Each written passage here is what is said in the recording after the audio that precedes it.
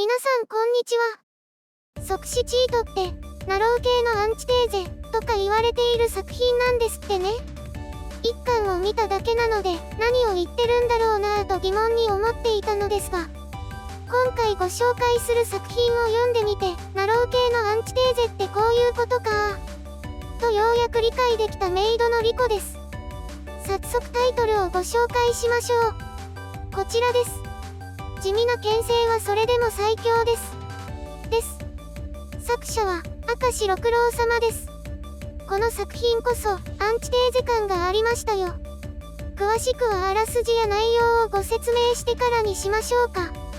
これよりネタバレを含みますので、嫌な方はチャンネル登録してからブラウザバックしてくださいね。いいですか？始めますよ。それでは地味な牽制の内容はこちらです。スマホ歩きで異世界ものの作品を読んでいるスマホゾンビの高校生山水。異世界に憧れつつ赤信号を渡り、当然の権利のようにトラックにひかれて無事死亡。目が覚めると当然目の前には誤って事故死させてしまったという神様がいました。当然何かしら希望の能力を与えて別な世界に転生させてくれます。テンプレ通りの流れに喜ぶ山水が何の恥じらいもなく、俺つえしてちやほやされたいとお願いしたので、最強になれるよう鍛えてもらうために紹介状を書いて異世界へと飛ばします。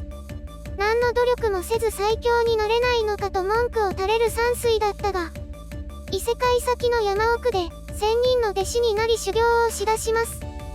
そして修行をすること500年。狼に襲われた母子を発見したが、母親は助からず赤ん坊だけ取り残されてしまいました。師匠からこれも修行の一環ということで人里に降りて子育てをしろと言われ、山を降りることに。道中貴族のご令嬢の目に留まり、護衛として雇われることになりました。そんなこんなで5年の歳月を迎え、王都にある学園へと編入するのでした。学園へ到着早々、生徒全員の前で気象魔法のお披露目会が開かれます。魔法の素養は1000人中990人が持っているのだが、他の10人は魔法では実現できない力を発揮するようです。それらをまとめて気象魔法と呼んでいるようです。そのお披露目会で明らかに日本からの転生者、しかも全種類の魔法が使えるような、いかにもナロー系主人公と戦うことになりました。もちろん一瞬で終わります。その後、前回は全力を出してなかったからな。ということで全力の試合をするも描写もされずに倒されました。わあすごい。今後の学園生活はどうなるんでしょうね。という一巻でした。これがナロー系のアンチテーゼじゃないでしょうかね。即死チートなんて結局は元からあるか与えられた能力なわけですよね。でもこちらはじっくりがっつり500年という歳月を修行していますからね。努力ですよ、努力。山水も何かしらの能力はもらっているのかもしれませんが、技術は努力の賜物ですからね。その努力者がただ与えられただけの力で無双してハーレムしてるチート主人公を倒すというナロー系主人公を否定する感じになっているのではないでしょうか。アンチテーゼとは言うものの、だから評価されるのかというお話なんですが、物語としてはつまらなくはない気がするです。ただこの作品を読むのなら別な作品読んだりゲームしてた方が時間は有効に使えますね。あれ、それってダ作なんじゃ。ダ作ではないはずなんですよね。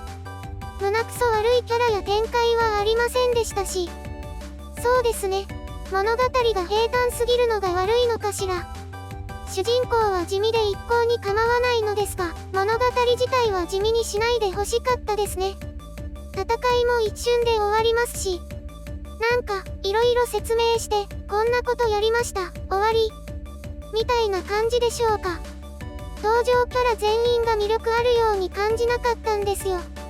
せめて主人公が転生される直前の俺つえしてちやほやされたいという気持ちを持ち続けていたら、また違った展開になって面白くなったかしら。でも構成上、ダイジェストが多いし、なんで急に学園に行こうとしたのかも不明ですし。いや、本当になんで学園に行こうと思ったのか不明なんですよね。退屈だからっていう理由だけしか言われていないんですよ。この急激な変化に私は耐えられませんでした。500年一気に飛ばすのはいいです。同じことの繰り返しを見せられても面白くないので。でも、大切であろう5年を一気に飛ばすのはありえないなぁと思いました。やったー、護衛の仕事もらった。これから周りの人たちと関係を築いていくぞ。環境構築完了済み。人間関係を作っていく過程って、人となりがよくわかるシーンだと思うんですよね。急に仲良くなっている姿を見せられても、私は思考も感情も追いつけなかったです。他にも、ダイジェストで大切なことを言っていたような気がしたんですが、全力スルーですし、まだ1巻だから、導入的なお話ととにかく早く伝えたかったのが原因なのかもしれません。2巻以降はきっともっと丁寧に人間関係だったり、ド派手アクションだったりになるんじゃないのかしら。1巻は本当に、味のないガムみたいな、よく見慣れた感じの地味で平坦なシーンばかりでした。唯一の盛り上がりポイントだと思われる、気象魔法のお披露目会でしたが、主人公だけじゃなく、向こう側のハーレム要員たちですら地味でしたからね。獣に変身する能力を見せるだけ。剣をふなふなに柔らかくするだけ。ですからね。だから何という感じなんですよ。獣に変身して、私変化できますよ。で終わりじゃなくって、変身した状態で瓦1000枚割ります。みたいな力を示すデモンストレーションをするとかあるじゃない。物質を変質させる能力を見せるために、剣をふなふなにするって。真剣で思い切り切らせ、剣をぐねりと曲がらせて、ほら無傷、みたいなのでもいいじゃない。ただ見せるだけで驚いてくれる生徒たちは優しいですね。相当珍しかったんでしょうね。なんたって1000人に10人しかいない気象魔法を使える人間ですし、見たことなかったんでしょう。そう、1000人に10人。この表現を気持ち悪いと思うのは私だけでしょうか？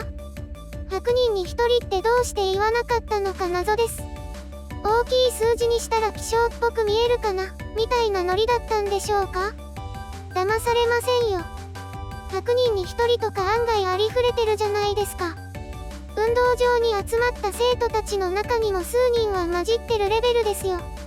ちなみに、100人に1人の確率ってどれくらいなのかと調べましたが、統合失調症を発病したり、転換にかかる確率なんですって。他には、ジャンボ宝くじの5等が当たる確率ですって。結構身近ですね。希少性はないですよね、これって。神様なんですから、1000人に1人でも1万人に1人でも好きにすればよかったのに。謎な表現でした。2巻以降に面白くなってくれることを期待しております。今回のレビューはいかがだったでしょうか？このような感じで、私が思ったことをありのままにレビューしていきます。このような私にレビューしてほしい作品がありましたら、コメント欄か Twitter でご連絡ください。気に入っていただけましたらコメント、高評価、チャンネル登録をよろしくお願いします。また次回、レビューしたい作品がありましたら、お会いいたしましょう。